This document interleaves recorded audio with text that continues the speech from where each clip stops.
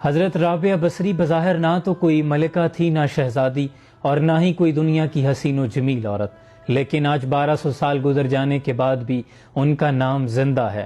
آپ کا معمول یہ تھا کہ جیسے ہی رات ہوتی آپ غسل فرماتی، صاف ستھرا لباس زیب تن کرتی اور اپنے شوہر سے کہتی کہ کیا آپ کو میری ضرورت ہے، اور اگر وہ کہتے کہ نہیں تو پھر آپ اجازت طلب کرتی۔ یہ اجازت ملنے پر آپ جائے نماز بچھاتی اور اپنے رب کی عبادت میں مصروف ہو جاتی۔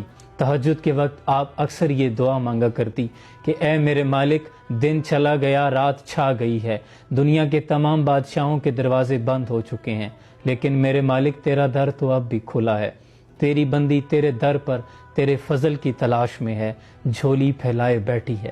میرے مالک، جیسے تو نے اس آسمان کو زمین پر گرنے سے روک رکھا ہے، ویسے ہی اپنی اس بندی پر شیطان کو مسلط ہونے سے روک دے۔ جوانی میں ہی آپ کے شوہر کا انتقال ہو گیا، آپ بیوہ ہو گئی۔ بصرہ کے بہت بڑے امام، مسلمانوں کے امام حسن بصری رحمۃ اللہ علیہ نے آپ کو نکاح کی دعوت بھیجی۔ کوئی شادی کی خواہش نہیں تھی، اس لیے کہ آپ پرہیزگار ہیں۔ اگر آپ سے نکاح ہو جاتا ہے تو قیامت کے روز میری بھی بخشش کا سامان ہو جائے گا۔ لیکن رابعہ بصری نے فرمایا کہ پہلے مجھے آپ میرے ان 4 سوالوں کے جواب دے دیں۔ پہلا سوال یہ ہے کہ مجھے جنت ملے گی یا دوزخ؟ تو آپ نے کہا کہ یہ تو میں نہیں جانتا۔ پھر پوچھا اچھا یہ بتائیں کہ قیامت کے روز جب اللہ اعمال نامے اڑائے گا، کسی کے دائیں ہاتھ میں آئے گا، کسی کے بائیں ہاتھ میں آئے گا، میرا اعمال نامہ میرے دائیں ہاتھ میں ہوگا یا بائیں میں ہوگا؟ تو آپ نے فرمایا کہ میں تو یہ نہیں جانتا۔ پھر پوچھا اچھا یہ بتائیں کہ قیامت کے روز جب نیکیاں تولی جائیں گی تو میرا نیکیوں کا پلہ بھاری ہوگا کہ برائیوں والا پلہ بھاری ہوگا؟ کہا میں یہ بھی نہیں جانتا۔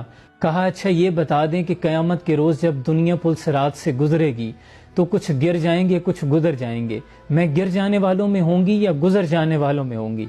تو اس پر حسن بصری نے فرمایا کہ میں یہ بھی نہیں جانتا۔ اس پر آپ نے فرمایا کہ پھر مجھے اس دن کی تیاری کرنے دیجیے۔ اس کے بعد آپ نے بقیہ زندگی اپنے رب کی عبادت میں مصروف گزاری۔ جب آپ کے وصال کا وقت قریب آیا تو اپنی خادمہ کو یہ وصیت فرمائی کہ میرا کفن اسی چادر جس میں میں تہجد پڑھا کرتی تھی، اسی چادر کو میرا کفن بنانا، اور کچھ ہی لوگوں کے ساتھ رات کے وقت میری تدفین کر دینا، صبح پھر لوگوں کو بتانا، پہلے مت بتانا۔ آپ کی خادمہ نے اسی طرح کیا۔ صبح جب لوگوں کو خبر ہوئی تو ہائے ہائے کا عالم تھا کہ ہمیں کیوں نہیں بتایا گیا۔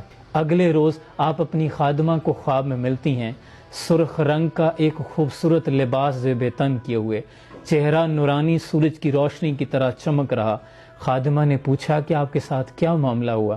تو آپ نے فرمایا میرے اللہ نے میرے ساتھ بڑا فضل والا معاملہ فرمایا ہے۔ کہا آپ کی وہ چادر کہاں گئی؟ کہا اللہ نے مجھے یہ جنت کا لباس پہنایا ہے اور وہ چادر رکھ لی ہے کہ رابعہ جب کل قیامت کے روز نیکیاں تولی جائیں گی تو تمہاری یہ چادر بھی وہ نیکیوں کے ساتھ تولی جائے گی۔ پھر خادمہ نے پوچھا منکر نکیر نے کیا سوال کیا؟ کہا منکر نکیر نے پوچھا تھا تیرا رب کون ہے؟ تو میں نے کہا کہ جس رب کو 40 سال نہیں بھولی، 4 ہاتھ زمین مٹی کے نیچے آ کر کیسے بھول سکتی ہوں؟ اس کے بعد مجھ سے کوئی سوال نہیں کیا گیا۔ یہ وہ لوگ ہیں جنہوں نے اپنی زندگی اپنے رب کے نام کر دی اور اللہ نے پھر دنیا ان کے لیے مسخر کر دی۔ مٹا کے اپنی ہستی سراپا جستجو ہو جا، جو تو چاہے گا وہ ہوگا، جو وہ چاہے وہ تو ہو جا۔ آج ہم دنیا میں مصروف ہیں، لیکن دنیا ہمارے لیے اتنی ہی مشکل اور تھکا دینے والی ہے۔ اگر ہم اپنی زندگی اپنی مرضی کو اپنے رب کی مرضی میں شامل کر دیں تو پھر یہ دنیا اٹھا کے وہ ہمارے قدموں میں ڈال دے گا۔ اللہ آسانیاں حاصل اور تقسیم کرنے کا شرف عطا فرمائے۔ جزاکم